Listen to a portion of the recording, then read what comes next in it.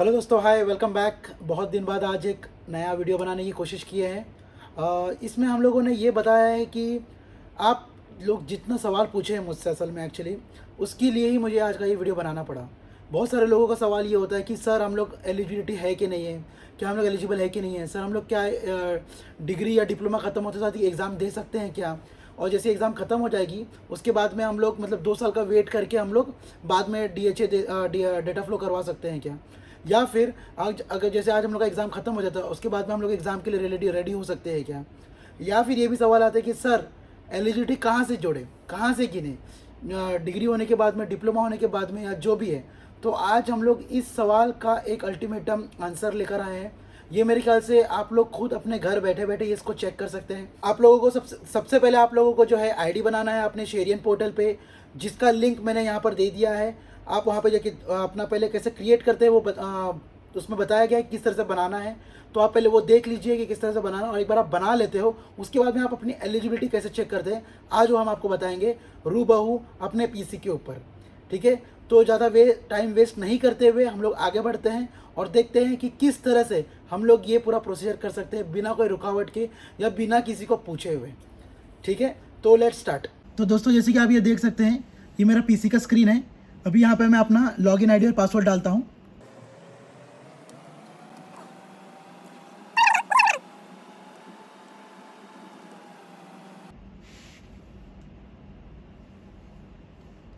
तो आप लोग ये देख सकते हैं ये खुल रहा है, ये साइट अभी साइट खुल चुकी है। ठीक है, ये ऑलरेडी मेरा काम चल रहा है यहाँ पे। अभी मैं फ़िलहाल में ड्यूटी पे हूँ, इसके लिए यहाँ पे बता रहा है कि क्या क्या है वगैरह वगैरह। मगर अगर आप नया करते हैं तो ऐसा कुछ नहीं होगा। यहाँ पे सिर्फ लाइसेंस एंड रजिस्ट्रेशन होगा और यहाँ पे एम्प्टी स्पेस होगा कम्प्लीटली।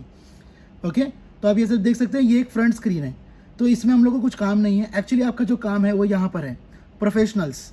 ठीक है, आप जैसे ये प्रोफेशनल्स को क्लिक करते हैं, यहाँ पे आपको आ जाएगा हेल्थ केयर प्रोफेशनल सर्विसेज।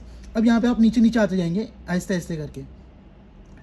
तो यहाँ पे आपको हर एक चीज़ मिलेगी, जैसे कि पॉपुलर सर्विसेज में जैसे कि सिक लीव हो गया, अपडेटेड सीपीडी, सेल्फ असेसमेंट। तो आपको आना है यहाँ पे सेल्फ असेसमेंट में। ठीक है, जैसे आप सेल्फ असेसमेंट में आते हैं उसके बाद में आपको यहाँ पे दिखेगा कि एवरेज टाइम कितना लगने वाला है। तो यहाँ पे लिखा है इंस्टेंट, मतलब आप अभी अप्लाई करिए और अभी आपको पता चल जाएगा कि कितना आप एलिजिबल हो कि नहीं हो। उसके अलावा फिर यहाँ पे बाकी का पूरा प्रोसीजर दिया गया है कि सेल्फ असेसमेंट करने के बाद में आपको क्या करना ज़रूरी है आपका एलिजिबिलिटी लेटर लेने के लिए। तो यहाँ पे लिखा कि सीबीटी का एग्जाम लीजिए और डेटा फ्लो कराइए। तो ये 2 प्रोसेस करना ज़रूरी है। उसके बाद में आप रजिस्टर्ड हो जाएंगे। जब ये दोनों क्लियर हो जाएगा तो आपका एक एलिजिबिलिटी लेटर निकलेगा, ये वाला लेटर निकलेगा, और लेटर निकलने के बाद आप रजिस्टर्ड हो जाएंगे। ठीक है, तो ये हम लोग बाद में देख लेंगे फिर किसी और दिन। फिलहाल में हम लोग सिर्फ अभी असेसमेंट कर रहे हैं कि हम लोग एलिजिबल है कि नहीं है। ठीक है, तो यहाँ पे लिखा है हु कैन अप्लाई। तो यहाँ पे कौन कौन अप्लाई कर सकता है? Physician, dentist, allied health care. Allied health care जैसे कि नर्सेस हो गया, मिड केयर वाइफ्स हो गए। मिड केयर वाइफ मतलब मिडवाइफ्स मतलब अपना नर्सेस का ही दूसरा पार्ट होता है, और दूसरे अल्टरनेटिव मेडिसिन के रिलेटेड हो गए। उसके अलावा फिर अपने फार्मासिस्ट हो गए। तो ये सब अलाइड हेल्थ केयर में आएंगे। तो हम लोग का जो डिवीजन है वो अलाइड हेल्थ केयर में आएगा। ओके, उसके बाद में क्या डॉक्यूमेंट चाहिए? डॉक्यूमेंट्स यहाँ पे कुछ भी नहीं चाहिए, नो डॉक्यूमेंट्स रिक्वायर्ड। ठीक है, अब यहाँ पे कैसा क्या है लिखना है, देखिए सर्विस स्टेप्स। तो यहाँ पे लिखा हुआ है कि to begin with the eligibility check click on the green button at the bottom. नीचे एक ग्रीन बटन दिया गया है, उसको दबाना है। If you request to review registration eligibility at the end of the automated eligibility you will require. तो यहाँ पे क्या लिखा है कि अगर आपको अपना एलिजिबिलिटी चेक करना है तो आपको क्या ज़रूरी है? तो यहाँ पे लिखा है कि सेल्फ असेसमेंट ज़रूरी है, और यहाँ पे लिखा है लॉगिन, मतलब कि क्रिएट डीएचए अकाउंट, मतलब आपको डीएचए अकाउंट बनाना पड़ेगा, उसके बाद ही आप अपने आप को ये असेसमेंट कर सकते हैं। अभी कहाँ पर होगा, कौन से चैनल में होगा? तो ये होगा शेरियन पोर्टल पे, जैसे कि आपको मैंने पिछले अपने वीडियो में बता चुका हूँ। ठीक है, अब यहाँ पे आप लोग क्या क्या कर सकते हैं कि रिलेटेड सर्विसेज क्या क्या है। तो यहाँ पे गेट रजिस्टर्ड का ऑप्शन है, रिव्यू रजिस्ट्रेशन एलिजिबिलिटी, ये हम लोग फिर किसी और दिन चेक करेंगे। उसके बाद में फिर आता है यहाँ पे कि एडिशनल इन्फॉर्मेशन में licensing health care professional policy, मतलब यहाँ पे जो भी गाइडलाइंस है, जो भी आपको गाइडलाइंस चाहिए, ठीक है, एग्जाम के रिलेटेड क्या गाइडलाइंस चाहिए वो है यहाँ पे। उसके बाद में लाइसेंसिंग के रिलेटेड क्या गाइडलाइंस चाहिए वो भी मिल जाएगा आपको यहाँ पे। ठीक है, तो आपको सिर्फ जाना है और यहाँ पे क्लिक करना है, बस आपको ऑलरेडी कंप्लीटली पूरा इसमें इन्फॉर्मेशन आ जाएगा। ओके, अब यहाँ पे क्या है, सर्विस की लिमिटेशन क्या है कि आप सिर्फ 3 ही अटेम्प्ट दे सकते हो। ठीक है, 3 attempt and professional must not be black listed, मतलब कि आप आपको हम लोग जब बोलते हैं कि आप अपना गुड स्टैंडिंग सर्टिफिकेट लेकर आइए, तो गुड स्टैंडिंग सर्टिफिकेट लाने का मतलब ही ये होता है कि आप अपने कंट्री में, बैक इन होम कंट्री में आप ब्लैक लिस्टेड नहीं हो, किसी तरह का कोई प्रॉब्लम नहीं चल रहा आपके ऊपर, किसी तरह का कोई केस नहीं चल रहा आपके ऊपर। ओके, अब यहाँ पे क्या लिखा है, प्राइस है फ्री ऑफ कॉस्ट। ठीक है, तो आप आइए नीचे, अब और नीचे आ जाइए और यहाँ पे लिखा है स्टार्ट सेल्फ असेसमेंट। ठीक है, तो हम लोग अभी सेल्फ असेसमेंट स्टार्ट करते हैं। तो ये आ गया यहाँ पे। ओके, अब यहाँ पे क्या लिखा है देखो, which category you applying for. हम लोग कौन सी कैटेगरी कर रहे हैं, अभी हम लोग फार्मासिस्ट के लिए कर रहे हैं, तो हम लोग अभी यहाँ पे लिख देते हैं अलाइड हेल्थ। ठीक है, जैसे कि मैंने आपको पहले बताया, अलाइड हेल्थ गया, उसके बाद में नेक्स्ट किए। अभी हमारा स्पेशलाइजेशन पूछा इधर पे। ठीक है, अब स्पेशलाइजेशन में यहाँ पे अभी ए से ही आ रहा है सब, हम लोग करते करते पी पे पहुंचेंगे। ओके,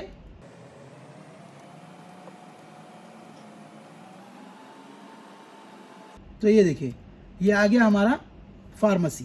ओके, तो ये हम लोग ने फार्मेसी को सिलेक्ट कर लिया यहाँ पे।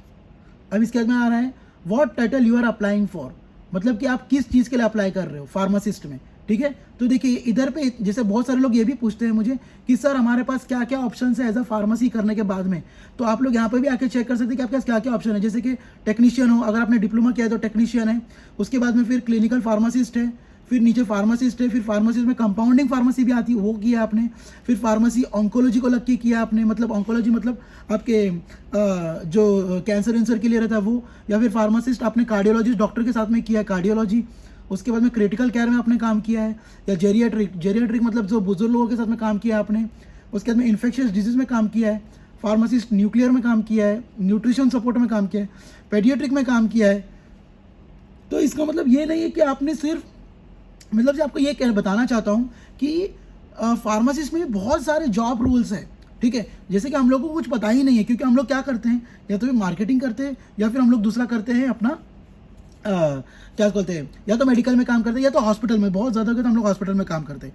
अदर देन दैट हमारे पास कोई ऑप्शन नहीं होता। तो देखिए आप लोग यहाँ पे देख सकते हैं कि कितना ऑप्शन है आपके पास। ठीक है, साइकियाट्री है, मेडिसिनल सेफ्टी है, ड्रग इन्फॉर्मेशन है, एम्बुलेटरी केयर है, बहुत सारे ऑप्शन है। दैट मीन्स आपको अगर अपना फ्यूचर देखना है तो आप इसमें भी जाके देख सकते हैं कि भाई मेरे पास और क्या क्या ऑप्शन है। ठीक है, फार्मेसी खत्म होने के बाद, मतलब फार्मासिस्ट बनने के बाद में आप और क्या क्या कर सकते हो, समझ में आता है आपको। तो चलो हम लोग अभी आते हैं हम लोग अपने फार्मासिस्ट पे। तो ये हम लोग ने फार्मासिस्ट किया है, अभी आ गए हम लोग फार्मासिस्ट के लिए। ठीक है, अभी हमारी नेशनलिटी क्या है वो डालना है, तो हम लोग भाई इंडियन है तो इंडिया डाल देते हैं यहाँ पे। ठीक है, आप अपने हिसाब से डाल सकते हैं। उसके बाद में यहाँ पे एंटर दबा दिए। उसके बाद में which degree you hold relevant to this position, मतलब आपके पास क्या डिग्री है, डिग्री डिप्लोमा की है या फिर अपना बीएससी इन फार्मेसी किया है, अदर डिग्री मतलब अगर आपने डिप्लोमा किया है तो। अभी मैंने बीएससी फार्मेसी इसके लिए सिलेक्ट करके वो बैचलर ऑफ फार्मेसी में ही हो जाएगा। ओके, उसके बाद में फिर मैं एंटर दे देता हूँ। उसके बाद में which country did you complete this degree. ठीक है, आपने कौन से कंट्री में किया है। ठीक है, अभी मैंने इंडिया में किया है तो यहाँ पे मैं इंडिया डाल देता हूँ। ठीक है, बहुत सारे लोग होते हैं कि जो पाकिस्तान में पढ़ाई की है पर वो है नेपाल से, तो उन्होंने अगर पाकिस्तान में किया तो वो पाकिस्तान सिलेक्ट करें, और आगे के प्रोसीजर में जब पूछेगा तब आप उसमें लिख सकते हैं कि आपने काम कहाँ पे किया। ओके, तो यहाँ पे इंडिया में कर देता हूँ क्लिक। अब देखिए ये सबसे मेन इंपॉर्टेंट पार्ट है कि आपने डिग्री कौन से टाइम से कौन से टाइम तक किया। ओके, अगर आपको एलिजिबल है कि नहीं ये पता करना है तो यहाँ पे आपको करेक्ट डेट डालना पड़ेगा। ठीक है, तो which year did you start and complete this degree. ठीक है, तो मैं डाल देता हूँ एक हिसाब से, आज से मैं 4 साल पहले का डाल देता हूँ। ठीक है, 23 से पहले अगर मैं करता हूँ 23, 22, 21, 2019, तो 2019 का अगर मैं डालता हूँ। ठीक है, और आज का ही डेट सिलेक्ट करते हैं हम लोग। अभी चल रहा है अगस्त, आज की डेट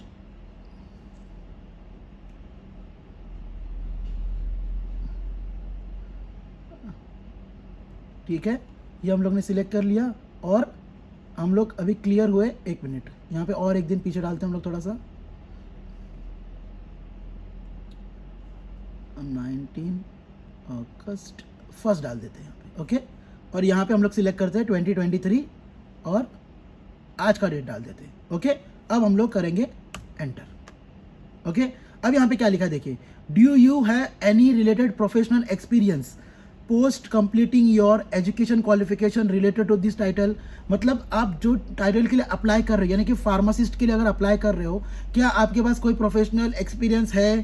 ठीक है, मेरे पास, अगर मैं अभी 4 साल का भी, जैसे मैंने भी पढ़ाई किया, जस्ट मैंने अपनी पढ़ाई ख़त्म किया, ओके। और बहुत सारे लोग ये भी कहते हैं कि आप जैसे ही एग्ज़ाम ख़त्म करते हो, आप अपना एग्ज़ाम वापस से दे सकते हो तुरंत फार्मेसी का, तो ये खास उनके लिए, ठीक है। अभी तो मेरे पास कोई एक्सपीरियंस है नहीं, तो मैं यहाँ पे क्या डालूंगा, नो, ओके। और मैं यहाँ पे डालता हूँ एंटर। देखिए यहाँ पे क्या लिख के आया है कि आपने जो जो डाला वो, और लास्ट में क्या है, no I do not have a professional ये। अब गेट रिजल्ट्स, ठीक है, जब मैं से रिजल्ट्स को लिए क्लिक करूंगा तो यहाँ पे क्या लिख के आया है, देखिए,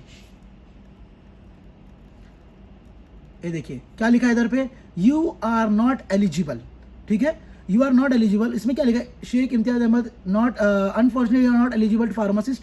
क्यों? क्योंकि you are required 2 years of experience to attain this position, okay. अगर अभी हम लोग वापस से वही जाके देखते हैं, हम लोग यस लिख के देखते हैं, ठीक है, यस लिख के देखेंगे तो देखते हैं क्या होता है।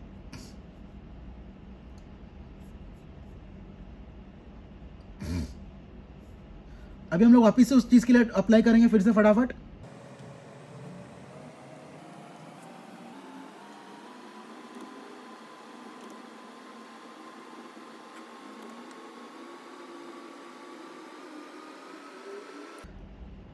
अब हम लोग यहाँ पर यस करके देखते हैं, ठीक है, जैसे हम लोग यस करके देखते हैं तो क्या होता है देखते हैं।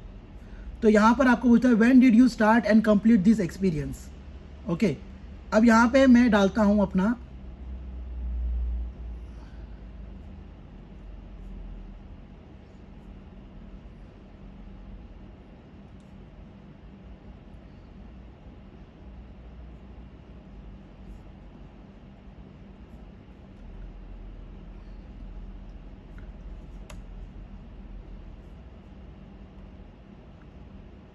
अभी यहाँ पे पूछ रहा है आपको where did you complete your experience, ठीक है।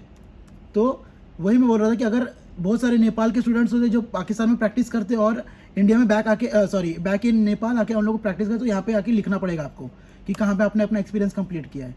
Do you want to add another experience, no, ठीक है। इसका हम लोग आगे बढ़ते हैं। अभी ये सब फिल कर दिए, अभी हम लोग गेट रिजल्ट्स करते हैं। ये देखिए क्या लिख के आ रहा है यहाँ पर, आप देख सकते हो कि Imtiaz you are eligible to become a registered health care professional as a pharmacist, okay. तो अब यहाँ पर मैं आपको एक बात समझाना चाहता हूँ।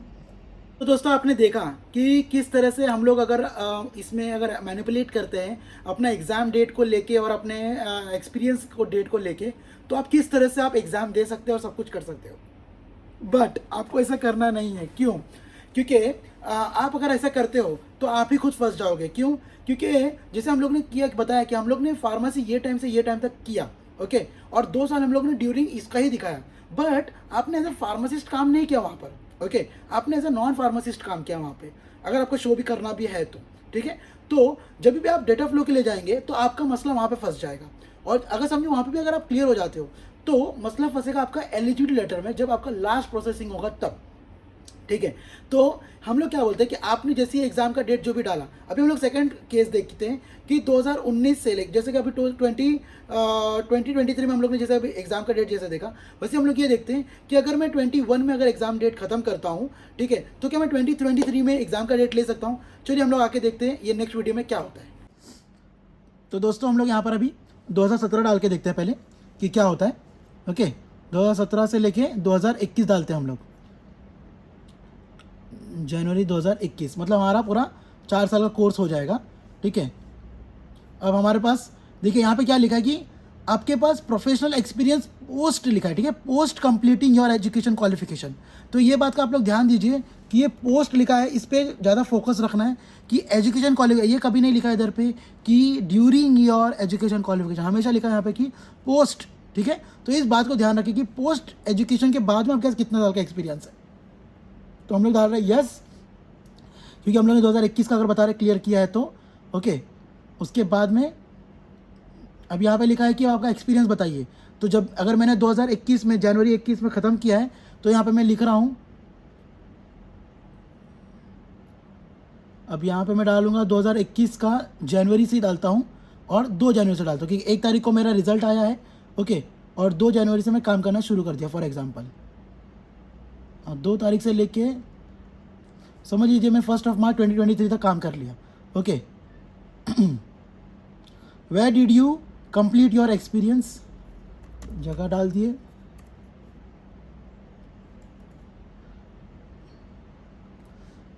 Do you want to add any another, बहुत सारे लोग रहते हैं कि भाई सर मैं और डाल सकता हूँ क्या, ये वो सब। देखिए ऐसा है कि आप जितना डालोगे कोई प्रॉब्लम नहीं है, और ना ही उसको कुछ बेनिफिट मिलने वाला है आपको, ठीक है।